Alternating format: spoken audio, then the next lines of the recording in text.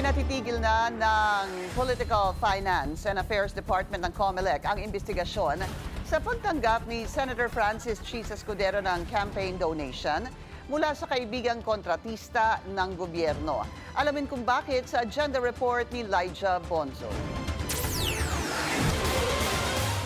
Walang sapat na ebidensya. Yan ang hatol ng Political Finance and Affairs Department ng Commission on Elections sa naging donasyon ng contractor na si Lawrence Lubiano sa 2022 campaign ni Senador Chis Escudero. Si Lubiano ang naitalang presidente ng Centerways Construction and Corporation Inc. na isa sa naiulat ni Pangulong Bongbong Marcos na top 15 government contractor sa bansa. Sa sinumpaang salaysay ni Lubiano, inamin daw nito na nag-contribute siya ng 30 million pesos kay Escudero na kinumpirma naman ng senador. Pero depensa nito, hindi alam ni Escudero ang mga kontrata sa gobyerno ng Centerways.